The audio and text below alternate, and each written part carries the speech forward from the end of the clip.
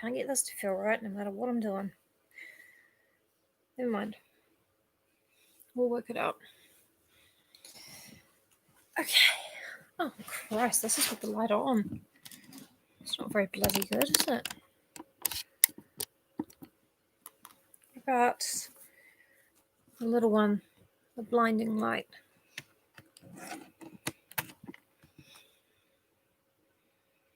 Whoa. That is too much, if anything. Oh, so this looks like shit. I've been kind of practicing some Halloween stuff.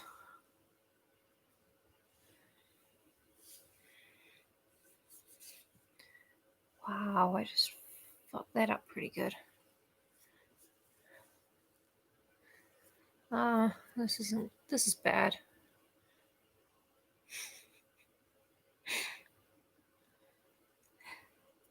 I'm fixing my makeup on a non-makeup tutorial video because that was how badly I fucked it. Kind of. It looks almost... You can see the big like black marks up the side.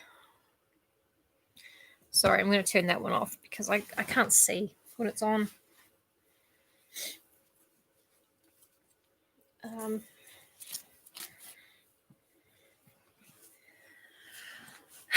So I'm looking into getting a backdrop. I've been looking on AliExpress and I think a green screen would be really, really funny. God, my hands are covered in black eyeliner stuff. Whoops.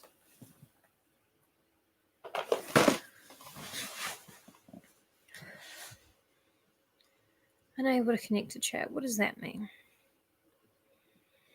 If we pop out chat, will it reload my YouTube window? It's always a possibility.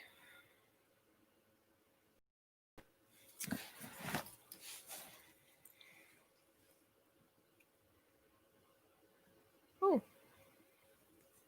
Hey, I can see chat. Okay. If I pop it back, let's see if we can still see it. I don't know what this looks like in real life. Unable to connect to chat. Please try again later.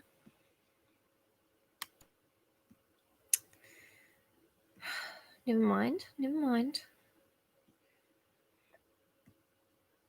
We will pop out chat because otherwise, you know, why even do these? Without you guys, it's just...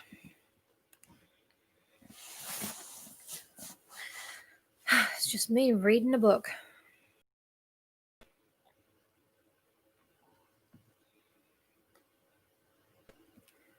Live chat. There we go. How ironic that we are having problems with live chat while Charles Dexter Ward has problems with... But I've said too much. I just straightened my hair because it was feeling really dry and horrible. And now it's straight and dry and horrible. Quite an achievement. So we're gonna... Is that lipstick? I thought this was lip balm. Oh well. Fits the whole mood of the piece.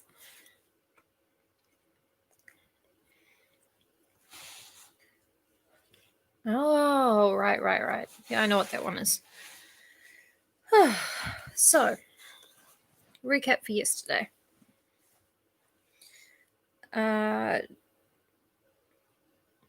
Yep, we heard the whole story of Joseph Kerwin. And then we heard about how Charles Ward kind of... he learned about this stuff, and he got really excited when he learned about Joseph Curwen and the fact that he was related to him.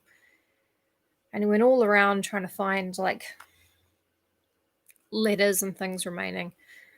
And he found that Joseph's house was still standing. And he wondered if there might be the painting behind on the mantle that had been talked about in one of the letters. And guess what? It was there. And he got a guy to like refurbish it. What do you call it? Just like make it more better. Like the lady who made Jesus a monkey. Like she painted a monkey face on top of that Jesus, and it was really funny for a little while. Like that, but he paid a decent, a guy who could do things properly to do it. And guess what Joseph Curwen looks like? He looked exactly like Charles Dexter Ward. Dexter just goes mental about this. He's so happy. He's into it.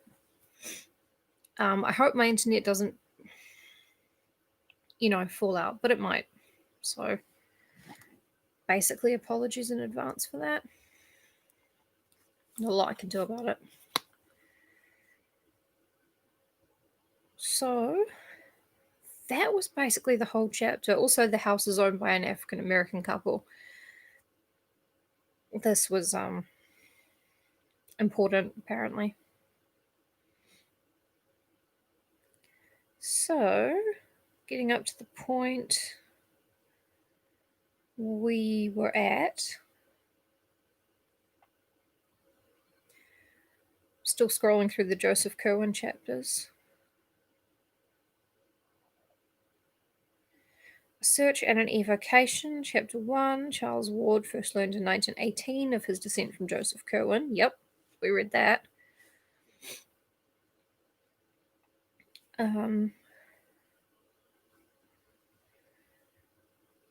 Blah, blah, blah, blah, blah, blah. Right.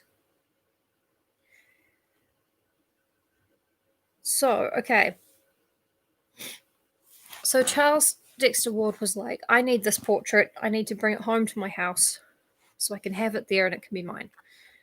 So they started to remove the bit of paneling that it was painted on, like it was painted on the paneled wall. And behind the paneling, they found some papers with Joseph Curwen's handwriting on them, saying, Journal and Notes of Joseph Curwen, Gentleman of Providence Plantations, late of Salem. So Ward showed the book to the workman, who can now testify to the fact that, he didn't fake it or anything. He actually did find it. Found other papers in Curwen's handwriting. One of them inscribed, To him who shall come after, and how he may get beyond time and the spheres. Pretty cool. Another was in a cipher. A third seemed to be the key to the cipher, whereas the fourth and fifth were addressed respectively to Edward Hutchinson Armiger and Jedediah Orne Esquire, or their heir or heirs, or those representing them. Obviously, these are letters to his Joseph Curwen's partners in necromancy, which is a crime, I think. I don't think it's still a crime. It was at that point. The sixth and last was inscribed, Joseph Curwen, his life and travels between the years 1678 and 1687, of whither he voyaged, where he stayed, whom he saw, and what he learnt. So, if you're keeping up with the dates at home, this is after Curwen left home, and before he came back to Salem and the witchcraft panic happened, and then he left and went to Providence, Rhode Island. Speaking of which, no, never mind. It was a completely relevant question. I was just going to ask what state Philadelphia is in. Is it in Pennsylvania? That would be funny. Kind of.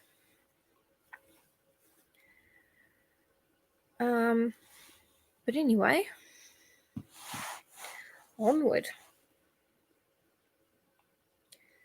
Part 3, Chapter 3. Oh, we're nearly 10 minutes in. Perfect. We have now reached the point from which the more academic school of alienists date Charles Ward's madness. Upon his discovery, the youth had looked immediately at a few of the inner pages of the book and manuscripts, and had evidently seen something which impressed him tremendously. You'd think I would learn to talk for these. They put peanut butter in my mouth. That's how they do it. They fake it. It's like Mr. Ed. They're going to send me to the glue factory. Upon his discovery, the youth had looked immediately. I just read this sentence. Fuck. I'm fucking up every aspect of the stream. You know what it is? It's diet cola deprivation. I'm trying to cut down.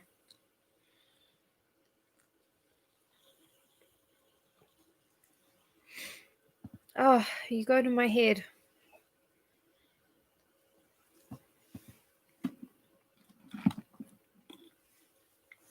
Oh, come on. All right, fine. I'll put it there. But if it spills, I'm going to get really upset.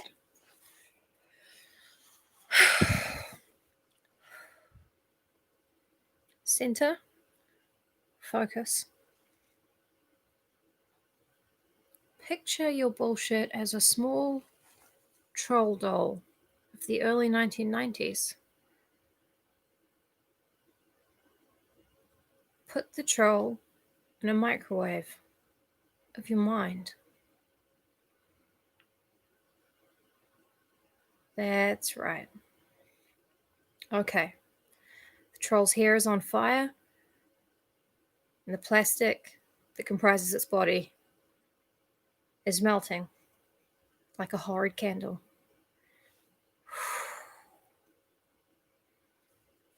Namaste.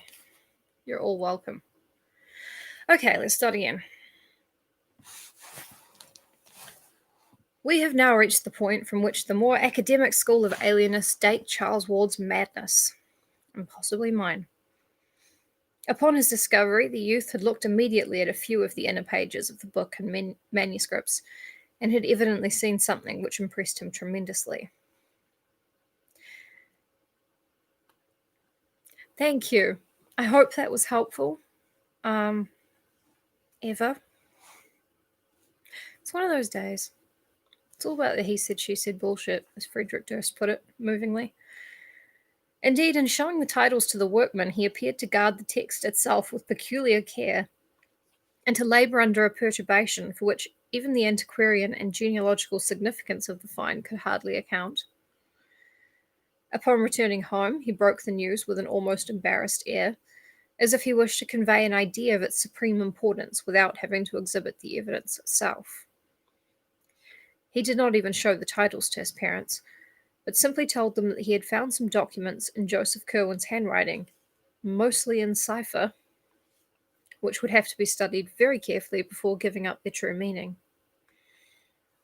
It is unlikely that he would have shown what he did to the workmen had it not been for their unconcealed curiosity. As it was, he doubtless wished to avoid any display of peculiar reticence, which would increase their discussion of the matter. That night, Charles Ward sat up in his room reading the new-found book and papers, and when day came, he did not desist.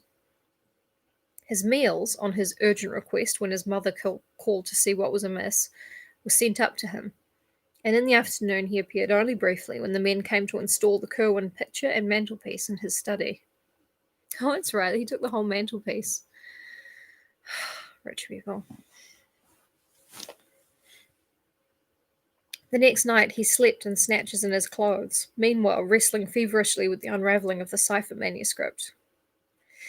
In the morning, his mother saw that he was at work on the photostatic copy of the Hutchinson cipher, which he had frequently shown her before. But in response to her query, he said that the Curwen key could not be applied to it. That afternoon, he abandoned his work and watched the men fascinatedly as they finished their installation of the picture with its woodwork above a cleverly realistic electric log, setting the mock fireplace and overmantel a little out from the north wall, as if a chimney existed, and boxing in the sides with paneling to match the rooms. The front panel holding the picture was sawn and hinged to allow cupboard space behind it. That's so cool. After the workman went, he moved his work into the study and sat down before it, with his eyes half on the cipher and half on the portrait, which stared back at him like a year-adding and century-recalling mirror. His parents, subsequently recalling his conduct at this period, give interesting details and the policy of concealment which he practiced. Before servants, he seldom hid any paper which he might be studying, since he rightly assumed that Curwen's intricate chirography would be too much for them. With his parents, however, he was more circumspect, and unless the manuscript in question were a cipher, or a mere mass of cryptic symbols and unknown ideographs, as that entitled "To Him Who Shall Come After," etc., seemed to be, he would cover it with some convenient paper until his caller had departed. Okay, I'm just imagining Charles Ward, drawing pictures of big-titted anime babes with samurai swords and hurriedly covering his papers with those. No, I'm just drawing big titty babes. Nothing to see here. Covered. At night, he kept the papers under lock and key in an antique cabinet of his, where he also placed them whenever he left the room. He soon resumed fairly regular hours and habits, except that his long walks and other outside interests seemed to cease. The opening of school, where he now began his senior year, seemed a great bore to him, and he frequently asserted his determination never to bother with college. He had, he said, important special investigations to make, which would provide him with more avenues toward knowledge and the humanities than any university which the world could boast. That sounds healthy. I'm sure everything is going to be fine. She flipped her hair derisively.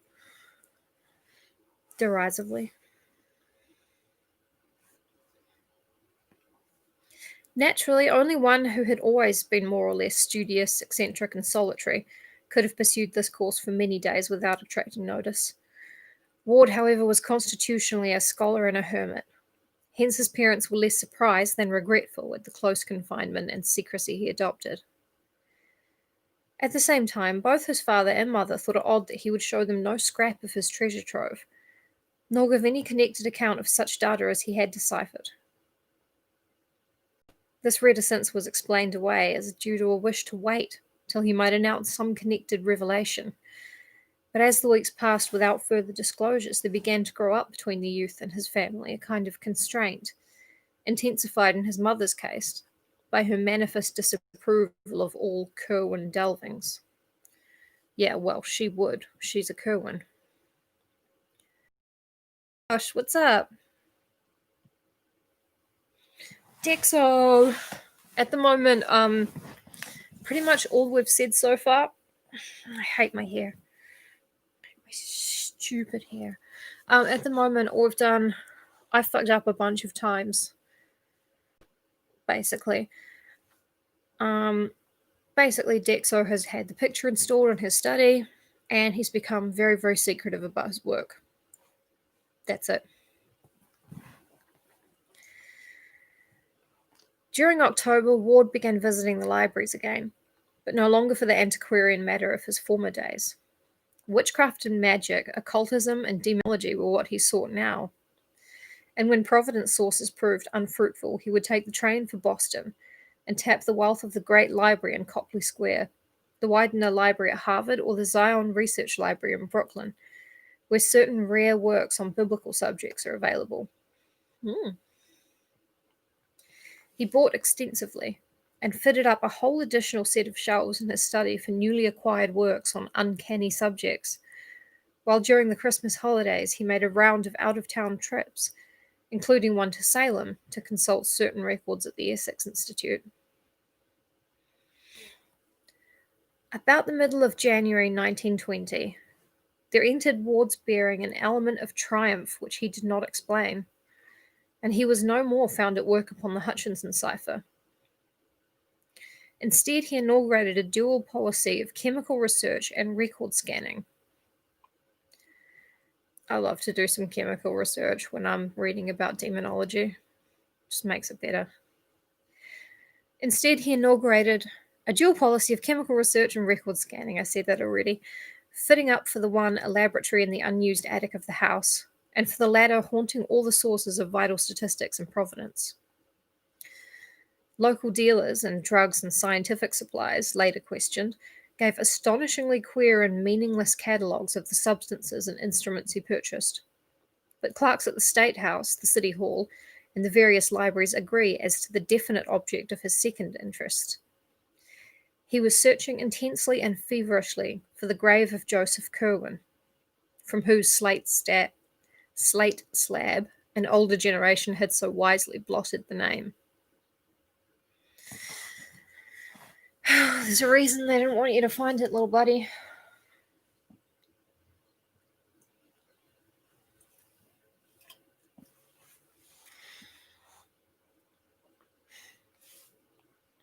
Little by little, there grew upon the Ward family the conviction that something was wrong.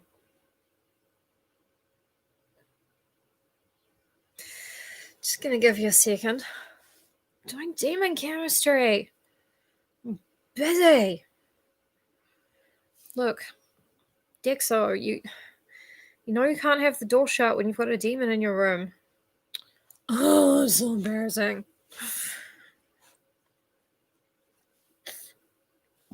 Yeah, I think the Ward family probably should have figured out something's wrong, like, I don't know, 2 seconds after he was born. This little freak. Actually, this little freak sounds a lot like any one of us. But our families knew something was wrong. They paid attention. Charles had had freaks and changes of minor interest before, but this growing secrecy and absorption in strange pursuits was unlike even him. His schoolwork was the merest pretense, and although he failed in no test, it could be seen that the old application had all vanished. He had other concernments now, and when not in his new laboratory with a score of obsolete alchemical books, could be found either poring over old burial records downtown, or glued to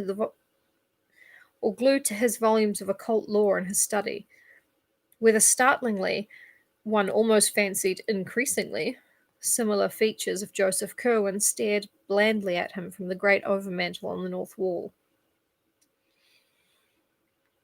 Late in March, Ward added to his archive searching a ghoulish series of rambles about the various ancient cemeteries of the city.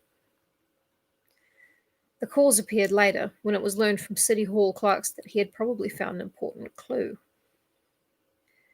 His quest had suddenly shifted from the grave of Joseph Curwen to that of one Napthali Field, and this shift was explained when, upon going over the files that he had been over, the investigators actually found a fragmentary record of Curwen's burial which had escaped the general obliteration, and which stated that the curious leaden coffin had been interred 10 foot south and 5 foot west of Napthali Field's grave in the blank. The lack of a specified burying ground in the surviving entry greatly complicated the search, and Napthali Field's grave seemed as elusive as that of Curwen. But here no systematic effacement had existed, and one might reasonably be expected to stumble on the stone itself, even if its record had perished. Hence the rambles, from which St. John's, the former King's churchyard, and the ancient congregational burying ground in the midst of Swan Point Cemetery were excluded, since other statistics had shown that the only Napthali Field, who died in 1729, whose grave could have been meant, had been a Baptist. God, there are so many different sects of Christianity. It's really annoying. I mean, spiritual and wonderful.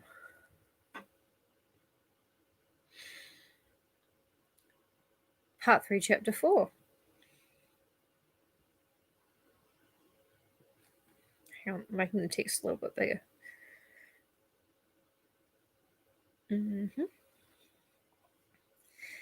It was toward May when Dr. Willett, at the request of the senior ward and fortified with all the Kerwin data which the family had gleaned from Charles in his non-secretive days, talked with the young man.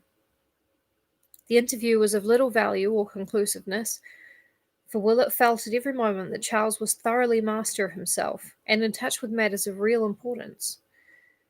But it at least forced the secretive youth to offer some rational explanation of his recent demeanour. Hang on, lost the chat again. There we go. Of a pallid, impressive type, not easily showing embarrassment, Ward seemed quite ready to discuss his pursuits, though not to reveal their object. He stated that the papers of his ancestor had contained some remarkable secrets of early scientific knowledge, for the most part in cipher, of an apparent scope comparable only to the discoveries of Friar Bacon and perhaps surpassing even those. They were, however, meaningless, except when correlated with a body of learning now wholly obsolete, so that their immediate presentation to a world equipped only with modern science would rob them of all impressiveness and dramatic significance. Definitely, that's why my science doesn't make sense either. It's a whole corpus of lost knowledge that you would need to understand. That's why. To take their vivid place in the history of human thought, they must first be correlated by one familiar with the background out of which they evolved, and to this task of correlation Ward was now devoting himself. He was seeking to acquire as fast as possible those neglected arts of old which a true interpreter of the Kerwin data must possess, and hoped in time to make a full announcement and presentation of the utmost interest to mankind and to the world of thought. Not even Einstein, he declared, could more profoundly revolutionize the current conception of things. Einstein, we know that guy. We know him from, references. As to his graveyard search, whose object he freely admitted, but the details of whose progress he did not relate, he said he had reason to think that Joseph Kerwin's mutilated headstone bore certain mystic symbols, carved from directions in his will and ignorantly spared by those who had effaced the name, which were absolutely essential to the final solution of his cryptic system. Kerwin, he believed, had wished to guard his secret with care, and had consequently distributed the data in an exceedingly curious fashion.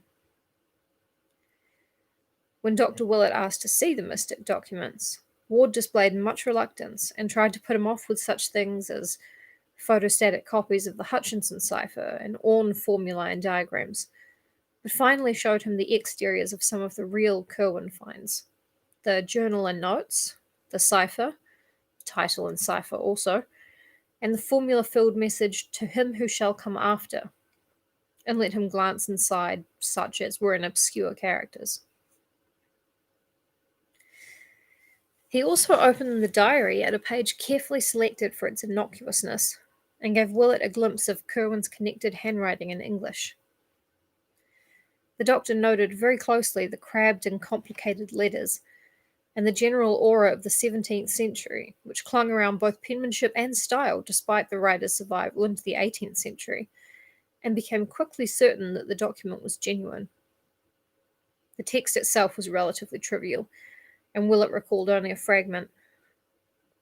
Wednesday, 16th October, 1754.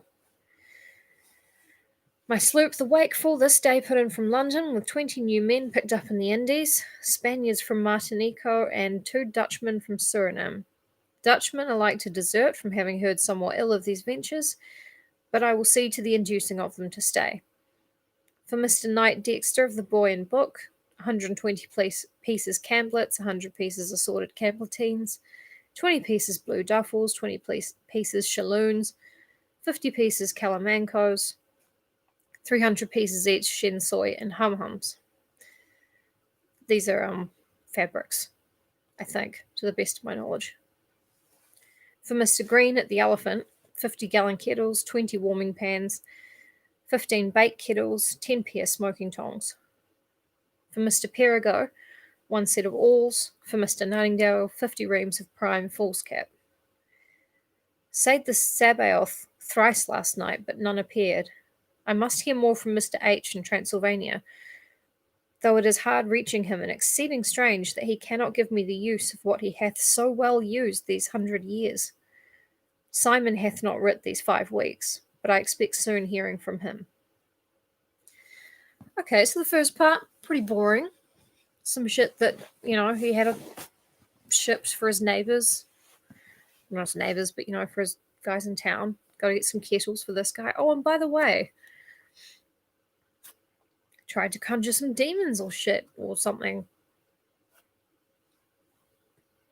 When upon reaching this point, Dr. Willett turned the leaf, he was quickly checked by Ward, who almost snatched the book from his grasp. All that the doctor had a chance to see on the newly opened page was a brief pair of sentences, but these, strangely enough, lingered tenaciously in his memory. They ran, "The verse from Liber Damnatus being spoke 5 Rudemasses and 4 Hallows Eves. I am hopeful the thing is breeding outside the spheres. It will draw one who is to come, if I can make sure he shall be, and he shall think on past things and look back through all the years against the which I must have ready the salts, all that to make him with." Now, we can kind of figure out what this means, or if we can't, that's okay because we will be told later. I don't like to try and figure things out before the author tells me. I mean, that's his job, Willett saw no more. Somehow this small glimpse gave a new and vague terror to the painted features of Joseph Curwen, which stared blandly down from the overmantel.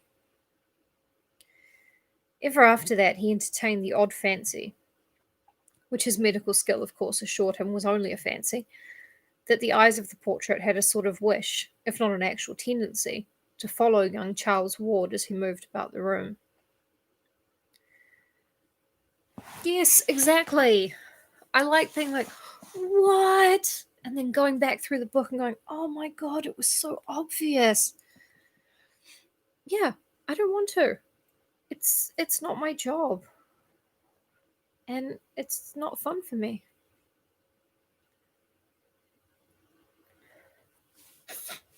Oh, Judge Doom was framed. They were going to do a sequel, Who Framed Judge Doom, but I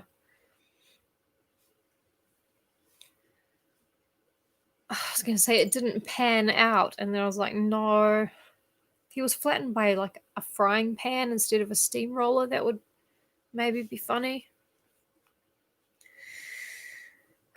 Don't try and make jokes, you stupid bitch. Just read it. Ow, my feelings. He stopped to study before leaving to study the picture closely, marveling at its resemblance to Charles, and memorizing every minute detail of the cryptical, colourless face, even down to a slight scar or pit in the smooth brow above the right eye. Cosmo Alexander, he decided, was a painter worthy of the Scotland that had produced Raeburn, and a teacher worthy of his illustrious pupil Gilbert Stuart. I have to say, Cosmo Alexander is a great name for a character of any kind. Cosmo Alexander.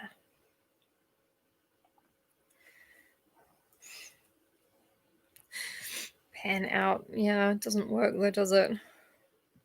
But if it did, how funny it would be. How happy we would all be right now. Assured by the doctor that Charles's mental health was in no danger, but that on the other hand he was engaged in researches which might prove of real importance, the wards were more lenient than they might otherwise have been, when during the following June the youth made positive his refusal to attend college. He declared, studies of much more vital importance to pursue, and intimated a wish to go abroad the following year in order to avail himself of certain sources of data not existing in America. The senior ward, while denying this latter wish as absurd for a boy of only 18, acquiesced regarding the university. So that after a none too brilliant graduation from the Moses Brown School, there ensued for Charles a 3-year period of intensive occult study and graveyard searching. He became recognized as an eccentric, and dropped even more completely from the sight of his family's friends than he had been before. keeping close to his work and only occasionally making trips to other cities to consult obscure records. Once he went south to talk with a strange old mixed-race man who dwelt in a swamp and about whom a newspaper had printed a curious article.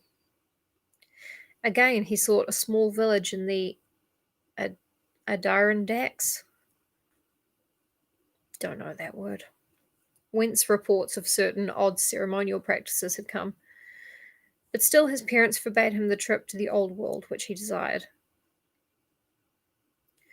Coming of age in April 1923, and having previously inherited a small competence from his maternal grandfather, Ward determined at last to take the European trip hitherto denied him. Maternal grandfather, so it came from the Kerwin side of the family as well. It's just interesting, kind of.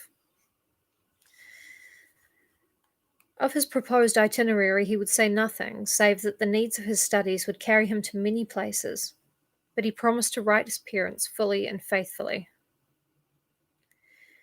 When they saw that he could not be dissuaded, they ceased all opposition and helped as best they could, so that in June the young man sailed for Liverpool with the farewell blessings of his father and mother, who accompanied him to Boston and waved him out of sight from the White Star Pier in Charleston.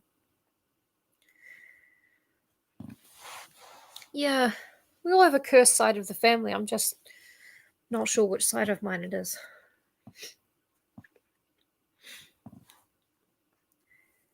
Letters soon told of his safe arrival and of his securing good quarters in Great Russell Street, London, where he proposed to stay, shunning all family friends, till he had exhausted the resources of the British Museum in a certain direction. Of his daily life he wrote but little, for there was little to write. Study and experiment consumed all his time, and he mentioned a laboratory which he had established in one of his rooms. That he said nothing of antiquarian rambles in the glamorous old city with its luring skyline of ancient domes and steeples, and its tangles of roads and alleys whose mystic convolutions and sudden vistas alternately beckon and surprise, was taken by his parents as a good index of the degree to which his new interests had engrossed his mind.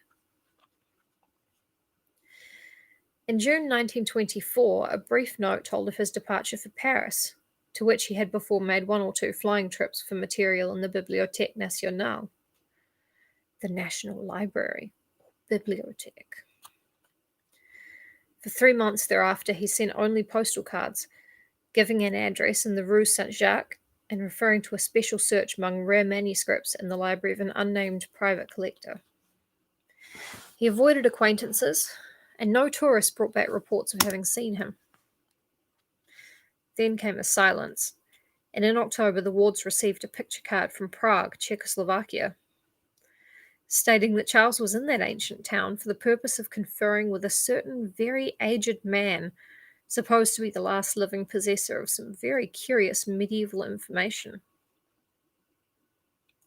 He gave an address in the Neustadt and announced no move till the following January, when he dropped several cards from Vienna telling of his passage through that city on the way towards a more easterly region, whither one of his correspondents and fellow delvers into the occult had invited him.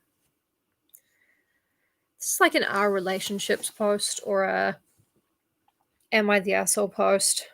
Like, our 18M son has run off to Europe.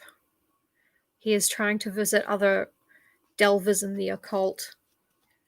My wife is just worried about him.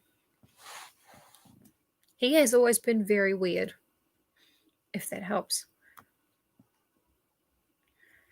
The next card was from Klausenburg in Transylvania and told of Ward's progress towards his destination. He was going to visit a Baron Ferenczi. That's definitely not how you pronounce it, but I think that's the name of Elizabeth Bathory's husband. I'm pretty sure it is. Or it's the name of her castle that she lived in. I don't know. I'm pretty sure. I'm going to type it here. Ferenczi. Whose estate lay in the mountains east of Rakus, and was to be addressed at Rakus in the care of that nobleman. Another car from Rakus a week later, also don't know how to pronounce that, saying that his host carriage had met him and that he was leaving the village for the mountains, was his last message for a considerable time. Indeed, he did not reply to his parents' frequent letters until May, when he wrote to discourage the plan of his mother for a meeting in London, Paris, or Rome during the summer. That is when you're in a frenzy of frenzy, that's true. When the elder wards were planning to travel in Europe. His research, as he said, was such that he could not leave his present quarters, while the situation of Baron Ferenzi's castle did not favour visits. Oh, God. I do not know how to pronounce that name. I'm sorry. It was on a crag in the dark wooded mountains, and the region was so shunned by the country folk that normal people could not help feeling ill at ease. Moreover, the Baron was not a person likely to appeal to correct and conservative New England gentlefolk. His aspect and manners had idiosyncrasies, and his age was so great as to be disquieting. It would be better, Charles said, if his parents would wait for his return to Providence, which would scarcely be far distant.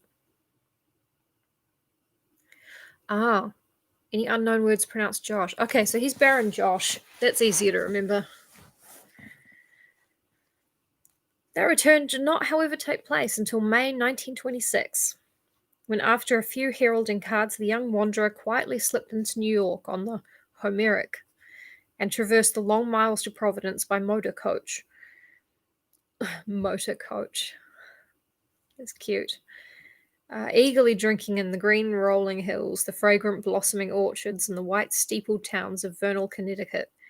His first taste of ancient New England in nearly 4 years. Every town Lovecraft likes, every place Lovecraft likes is described as ancient. Except for the ones he's scared of, which are also described as ancient. Sometimes it's a good word, sometimes it's a bad one. When the coach crossed the Pawcatuck,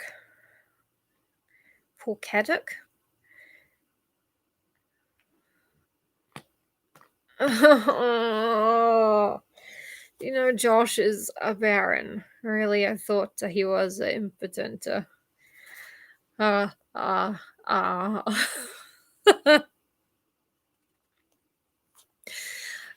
It's just so bad.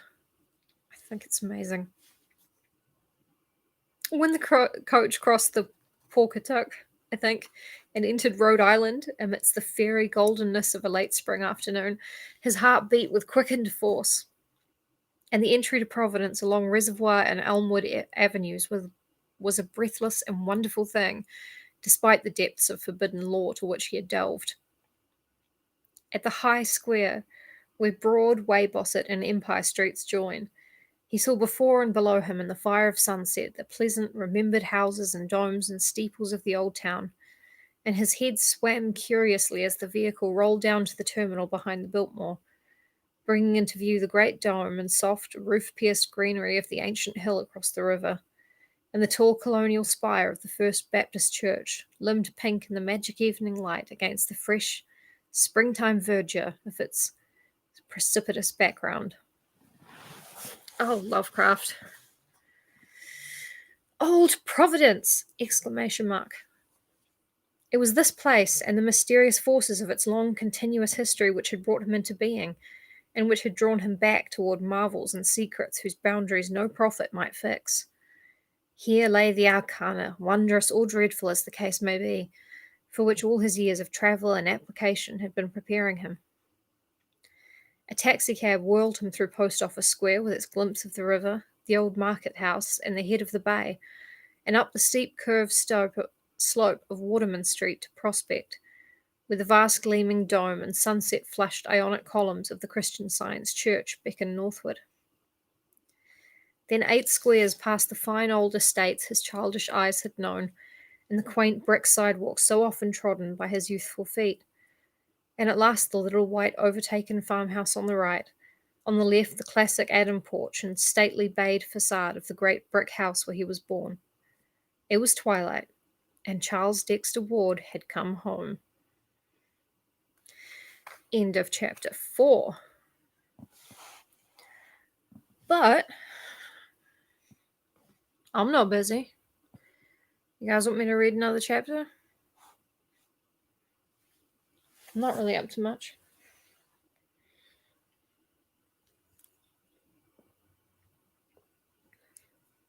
I have been playing Hitman Blood Money on the easiest possible setting.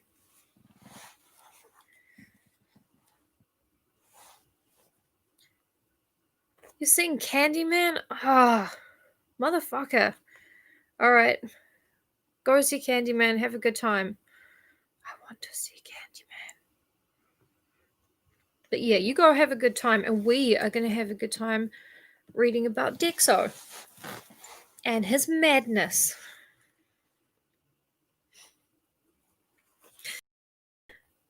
Part 3, Chapter 5. Oh, actually.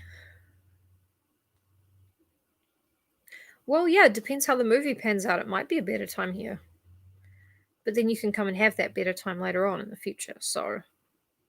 But then I can also watch Candyman in the future. Okay. Alright. I can see how this balances the universe. Go and Godspeed. I'm actually going to put it on mute for a second and go to the loo, and then I'm going to come back.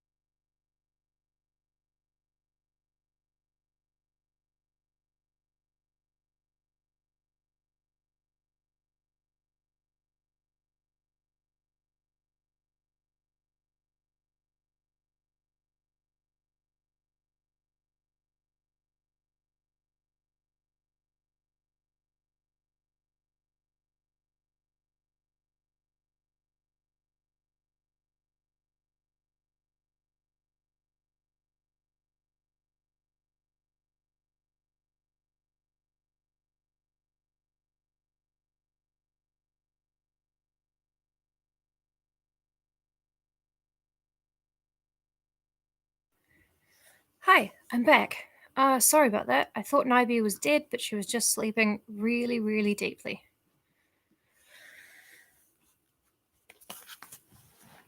She's a good cat. Okay. Oh, it is getting darker, isn't it? I actually have the light on my computer, so I'm looking at God damn it. I'm looking at this lighting setup from Sheen. Shane, but didn't buy it. That's my cat food money.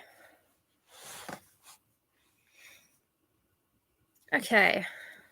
Case of Charles Dexter Ward, Part 3, I think, Chapter 5. Oh, where's the Trixie Niobe? I know. She just melted because the bed was nice and warm, and also I sprinkled catnip on it. A school of alienists slightly less academic than Dr. Lyman's, assigned to Ward's European trip the beginning of his true madness. Admitting that he was sane when he started, they believe that his conduct upon returning implies a disastrous change. But even to this claim, Dr. Willett refuses to accede. There was, he insists, something later, and the queernesses.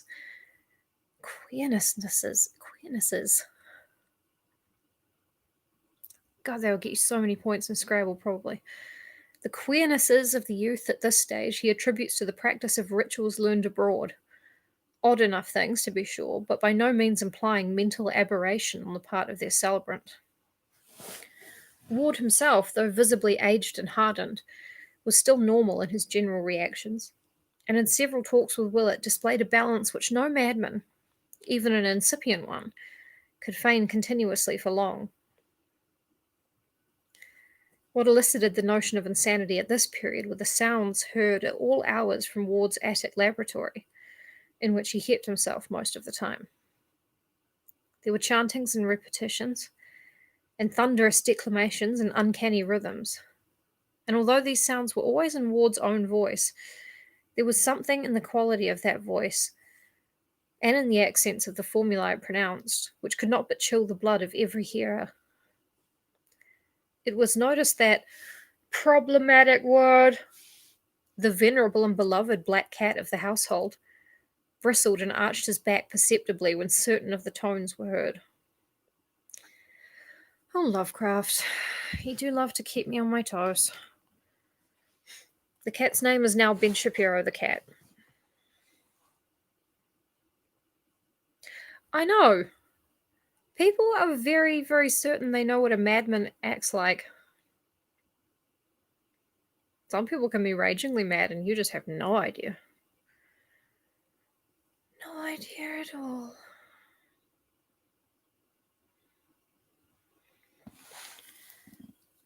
Are you currently mental? No. Huh. Good enough for me. It's the 1920s. Yeah. Doctors are not actually any better now. The odours occasionally wafting from the laboratory were likewise exceedingly strange. Sometimes they were very noxious, but more often they were aromatic. I read that as aromantic. Been on Twitter too much. More often they were aromatic, with a haunting, elusive quality which seemed to have the power of inducing fantastic images. People who smelled them had the tendency to glimpse momentary mirages of enormous vistas with strange hills or endless avenues of sphinxes and hippogriffs stretching off into infinite distance. Ward did not resume his old-time rambles, but applied himself diligently to the strange books he had brought home, and to equally strange delvings within his quarters, explaining that European sources had greatly enlarged the possibilities of his work, and promising great revelations in the years to come. His older aspect increased to a startling degree his resemblance to the Curwen portrait in his library, and Dr. Willett would often pause by the latter after a call, marvelling at the virtual identity, and reflecting that only the small pit above the picture's right eye now remained to differentiate the long-dead wizard from the living youth. These calls of Willett's, undertaken at the request of the senior wards, were curious affairs. Ward at no time repulsed the doctor, but the latter saw that he could never reach the young man's inner psychology. Well, of course not. How presumptuous. Frequently he noticed peculiar things about, little wax images of grotesque design on the shelves or tables. and the half-erased remnants of circles, triangles, and pentagrams in chalk or charcoal on the cleared central space of the large room. And always in the night those rhythms and incantations thundered, till it became very difficult to keep servants or suppress furtive talk of Charles's madness. Geez, what's up with those servants anyway? It's like, oh, there's just our son. He's just chanting. Oh, you want to go to a house where there's no chanting at night? La-di-da, Louis XIV. In January 1927, a peculiar incident occurred. One night, about midnight, as Charles was chanting a ritual whose weird cadence echoed unpleasantly through the house below, came a sudden gust of chill wind from the bay, and a faint, obscure trembling of the earth, which everyone in the neighbourhood noted. At the same time, the cat exhibited phenomenal traces of fright, while dogs bayed for as much as a mile around. This was the prelude to a sharp thunderstorm, anomalous for the season, which brought with it such a crash that Mr. and Mrs. Ward believed the house had been struck. They rushed upstairs to see what damage had been done, but Charles met them at the door to the attic, pale, resolute, and portentous, with an almost fearsome combination of triumph and seriousness on his face. I'm trying to do it. Triumph? Seriousness. That doesn't look right. He assured them that the house had not really been struck, and that the storm would soon be over. They paused, and looking through a window saw that he was indeed right, for the lightning flashed farther and farther off, whilst the trees ceased to bend in the strange, frigid gust from the water. The thunder sank to a sort of dull, mumbling chuckle and finally died away. Stars came out, and the stamp of triumph on Charles Ward's face crystallized into a very singular expression. Okay, I can probably do a very singular expression. That's what he looked like. That's what the portrait looked like as well. For 2 months or more after this incident, Ward was less confined than usual to his laboratory. He exhibited a curious interest in the weather, and made odd inquiries about the date of the spring thawing of the ground. Yeah, I wonder why he's interested in when the ground thaws. One night, late in March, he left the house after midnight, and did not return till almost morning, when his mother, being wakeful, heard a rumbling motor draw up to the carriage entrance. Muffled oaths could be distinguished, and Mrs. Ward, rising and going to the window, saw 4 dark figures removing a long, heavy box from a truck at Charles's direction, and carrying it within by the side door. She heard laboured breathing and ponderous footfalls on the stairs, and finally a dull thumping in the attic, after which the footfalls descended again, and the 4 men reappeared outside and drove off in their truck. What could it mean? The next day Charles resumed his strict attic seclusion, drawing down the dark shades of his laboratory windows and appearing to be working on some metal substance. He would open the door to no one, and steadfastly refused all proffered food. About noon, a wrenching sound, followed by a terrible cry and a fall, were heard.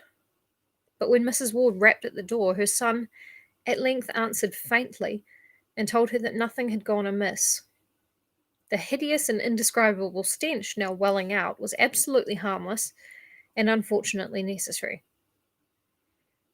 That's what I say about my flat. It's absolutely harmless and unfortunately necessary. What can I tell you? Solitude was the one prime essential, and he would appear later for dinner. That afternoon, after the conclusion of some odd hissing sounds which came from behind the locked portal, he did finally appear, wearing an extremely haggard aspect and forbidding anyone to enter the laboratory upon any pretext. This indeed proved the beginning of a new policy of secrecy, for never afterward was any other person permitted to visit either the mysterious garret workroom or the adjacent storeroom, which he cleaned out, furnished roughly, and added to his inviolably private domain as a sleeping apartment. Charles Ward is a true fail son. Like, he really is a saint among our people. Here he lived, with books brought up from his library beneath, till the time he purchased the Pawtuxet bungalow and moved to it all his scientific effects. In the evening, Charles secured the newspaper before the rest of the family and damaged part of it through an apparent accident. Later on, Dr. Willett, having fixed the date from statements by various members of the household, looked up an intact copy at the journal office and found that in the destroyed section the following small item had occurred. Nocturnal diggers surprised in North Burial Ground. What?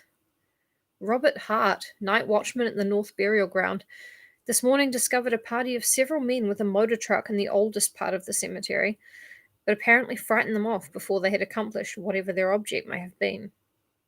The discovery took place at about 4 o'clock, when Hart's attention was attracted by the sound of a motor outside his shelter. Investigating, he saw a large truck on the main drive several rods away, but could not reach it before the sound of his feet on the gravel had revealed his approach. There's grass in graveyards, right? The men hastily placed a large box in the truck and drove away toward the street before they could be overtaken. And since no known grave was disturbed, Hart believed that this box was an object which they wished to bury. The diggers must have been at work for a long while before detection, for Hart found an enormous hole dug at a considerable distance back from the roadway in the lot of a Massa field, where most of the old stones have long ago disappeared. The hole, a place as large and deep as a grave, was empty and did not coincide with any interment mentioned in the cemetery records. Sergeant Riley of the 2nd Station viewed the spot and gave the opinion that the hole was dug by bootleggers, rather gruesomely and ingeniously seeking a safe cache for liquor in a place not likely to be disturbed. That is clever, actually. In reply to questions, Hart said he thought the escaping truck had headed up Rochambeau Avenue, though he could not be sure. Yeah, I mean, that would be a great place to hide bootleg liquor. That's great. Maybe that's what Charles is doing?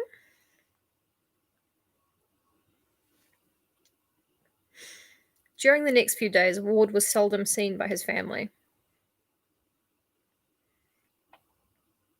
Having added sleeping quarters to his attic realm, he kept closely to himself there, ordering food brought to the door and not taking it in until after the servant had gone away. The droning of monotonous formulae and the chanting of bizarre rhythms recurred at intervals, while at other times occasional listeners could detect the sound of tinkling glass, hissing chemicals, running water, or roaring gas flames. Odours of the most unplaceable quality, wholly unlike any before noted, hung at times around the door, and the air of tension observable in the young recluse whenever he did venture briefly forth was such as to excite the keenest speculation. Once he made a hasty trip to the Athenaeum for a book he required, and again he hired a messenger to fetch him a highly obscure volume from Boston.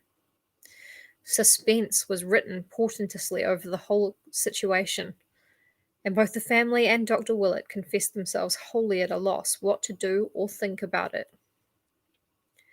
The end of chapter 5. What? Hang on, let me see if chapter 6 ends the part 3 or part 2, whatever we're on. Oh, it does. Okay. Do you want the one more chapter to close out the part that we're up to? It is part 3. Part 4 is next. First vote gets it, as always.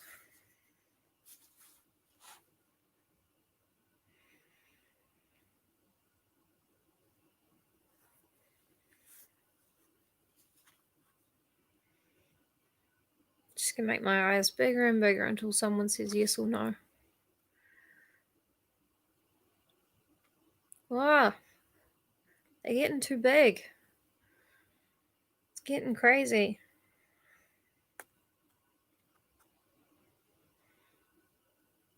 This is horrible. I'm glad I don't edit these so I don't have to watch them over again.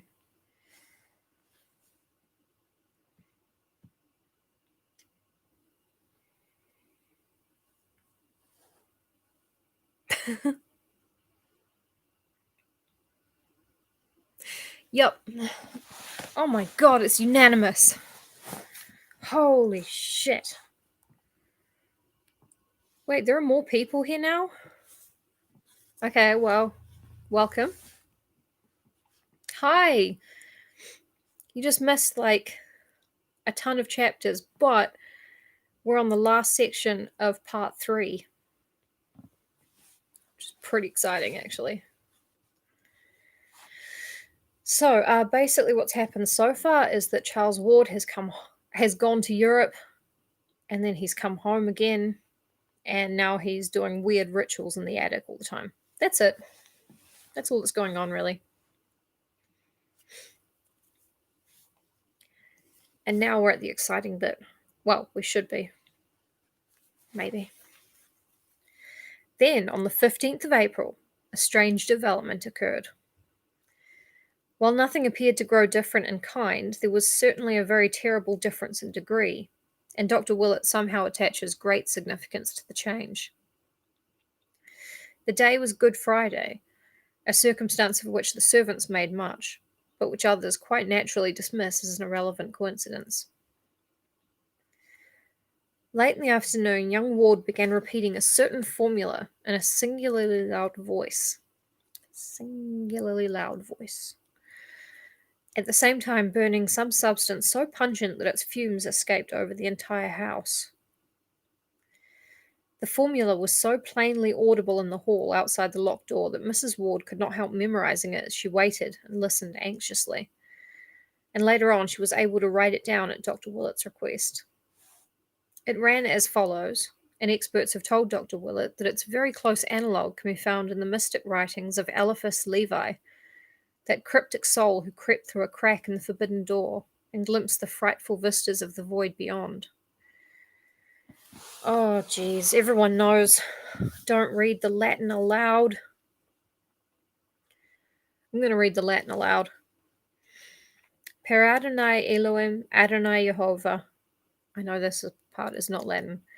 Adonai Sabaoth, Metatron Aglamaton, Verbum Petonicum, Mysterium Salamandrae, Conventus Silvorum Antra Gnomorum, Daimonia Coeligad, Almuzan, Gibor, Yehoshua, Evam, Zariatnatmik, Veni, which, my rusty Latin, by the Most High Elohim, by the Most High Jehovah, by the Most High Sabaoth, Metatron, something or other, by the language of snakes, by the mysteries of salamanders, Silvorum, by the deal with the elves, the wood dwellers, by the deal with the cave dwellers, underground dwellers, demons, names of demons. Come. Basically, that is the rough translation. The top of my head. It is not like good or whatever. But he's naming 4 things. Some snakes, some salamanders, some woodland creatures, and some underground chthonic creatures. So he's naming, this is like the 4 elements, the 4 humors, it's very alchemical, right? If you want to get into like occultism and stuff, it's probably pretty cool. This had been going on for 2 hours without change or intermission. That whole thing was the incantation. Weird, right? When all over the neighborhood, a pandemoniac howling of dogs set in. Like that. The extent of this howling can be judged from the space it received in the papers the next day, but to those in the Ward household it was overshadowed by the odour which instantly followed it. a hideous, all-pervasive odour which none of them have ever smelt before or have ever smelt since. In the midst of this mephitic flood, there came a very perceptible flash like that of lightning, which would have been blinding and impressive but for the daylight around. And then was heard the voice that no listener can ever forget because of its thunderous remoteness, its incredible depth, and its eldritch dissimilarity to Charles Ward's voice. It shook the house and was clearly heard by at least 2 neighbours above the howling of the dogs. Mrs. Ward, who had been listening in despair outside her son's locked laboratory, shivered as she recognised its hellish import, for Charles had told her of its evil fame in dark books, and of the manner in which it had thundered, according to the Fenner letters, above the doomed Pawtuxet farmhouse on the night of Joseph Curwen's annihilation. There was no mistaking that nightmare phrase, for Charles had described it too vividly in the old days when he had talked frankly of his Curwen investigations. And yet it was only this fragment of an archaic and forgotten language. Dies mies jeshet boine doisef duvema enitmaus. Don't know what that's even meant to be.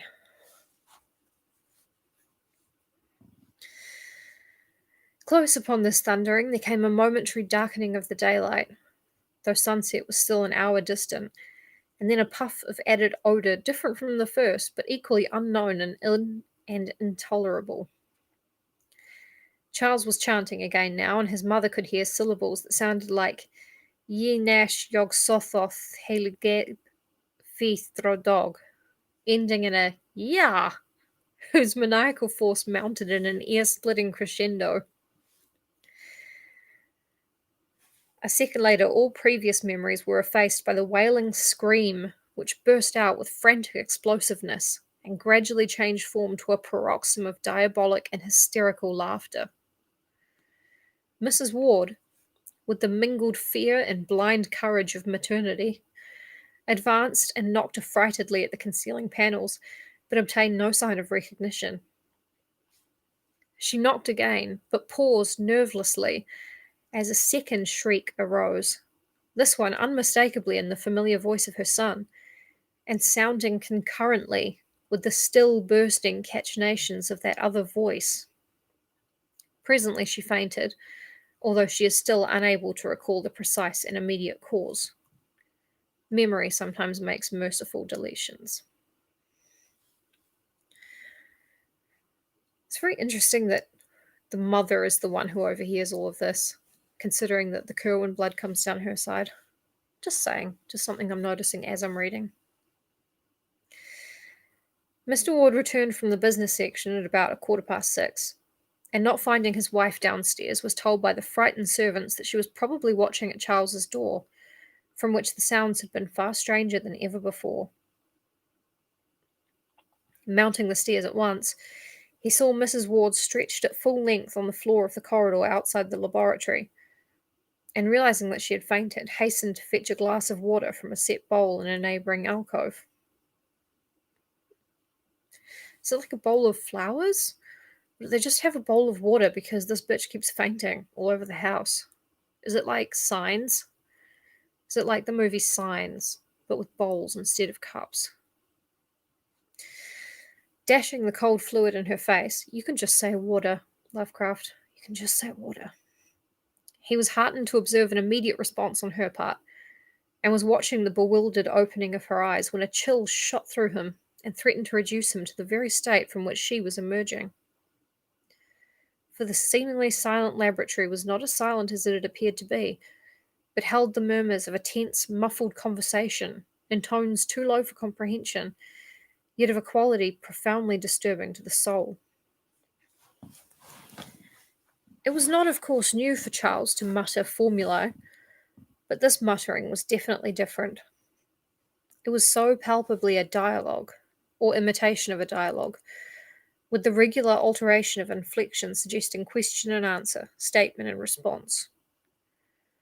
One voice was undisguisedly that of Charles, but the other had a depth and hollowness which the youth's best powers of ceremonial mimicry had scarcely approached before.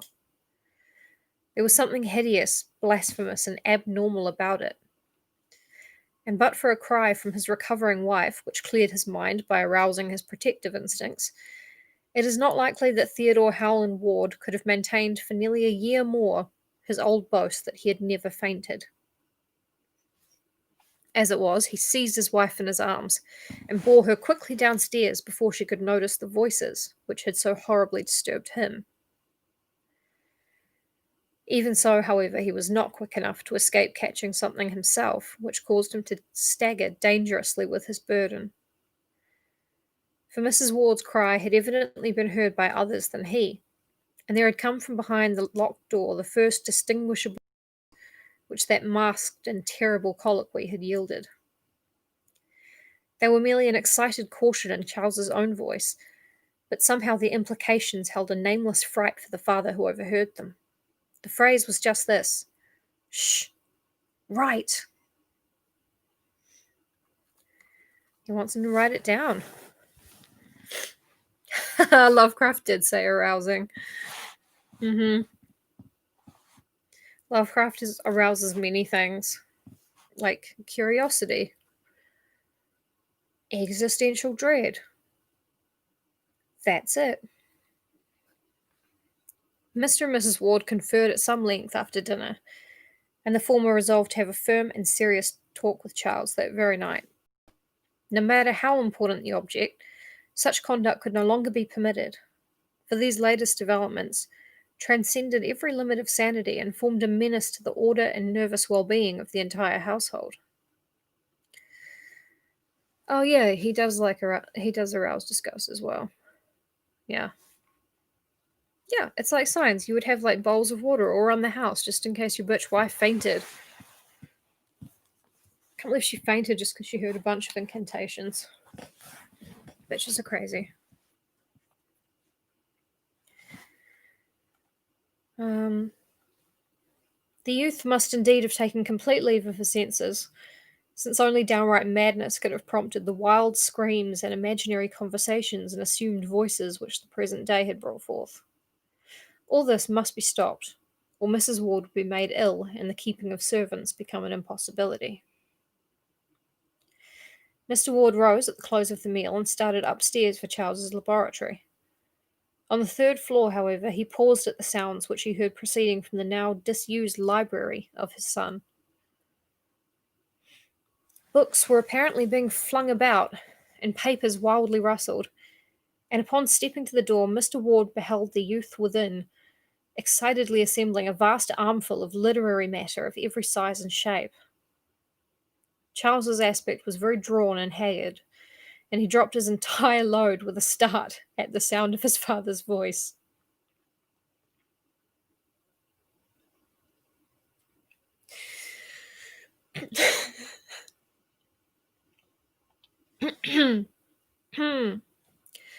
At the elder man's command, he sat down, and for some time listened to the admonitions he had so long deserved. There was no scene. At the end of the lecture, he agreed that his father was right, and that his noises, mutterings, incantations, and chemical odours were indeed inexcusable nuisances. He dropped his load at the sound of his father's voice.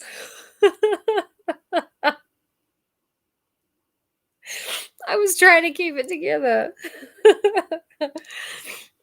Oh, that's so stupid. It's so stupid. He agreed to a policy of greater quiet, though insisting on a prolongation of his extreme privacy. Much of his future work, he said, was in any case purely book research, and he could obtain quarters elsewhere for any such vocal rituals as might be necessary at a later stage. For the fright and fainting of his mother, he expressed the keenest contrition, and explained that the conversation later heard was part of an elaborate symbolism designed to create a certain mental atmosphere. His use of abstruse technical terms somewhat bewildered Mr. Ward, but the parting impression was one of undeniable sanity and poise, despite a mysterious tension of the utmost gravity. The interview was really quite inconclusive, and as Charles picked up his armful, an armful? Whew! and left the room, Mr. Ward hardly knew what to make of the entire business. It was as mysterious as the death of poor old Shapiro the cat, whose stiffening form had been found an hour before in the basement, with staring eyes and fear-distorted mouth. I almost didn't read that part because I don't like to think about it. But, you know, he scared the cat so bad it died. That's important to the story. Driven by some vague detective instinct, the bewildered parent now glanced curiously at the vacant shelves to see what his son had taken up to the attic. The youth's library was plainly and rigidly classified, so that one might tell at a glance the books, or at least the kind of books, which had been withdrawn.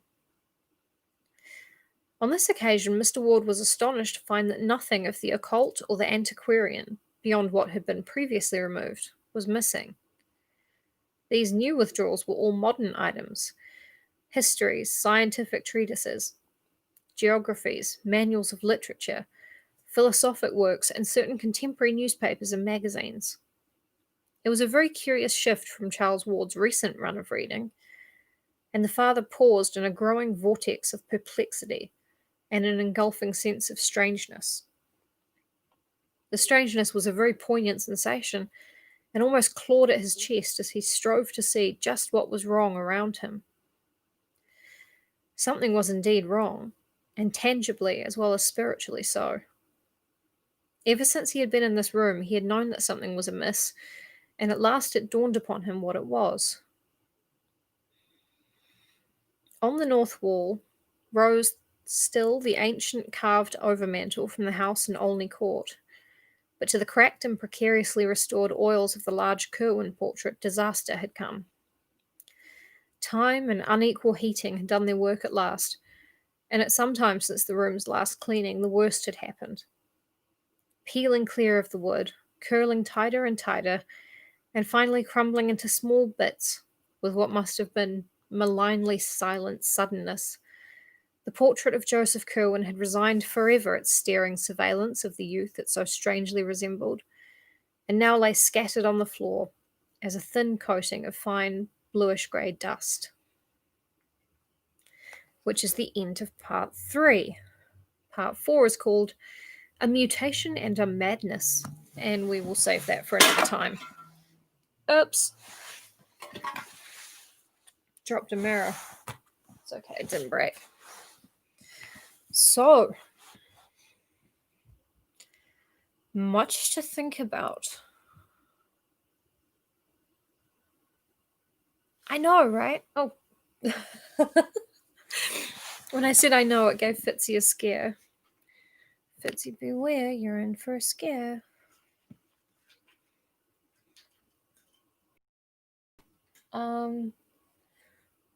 It's their tea time. I can't get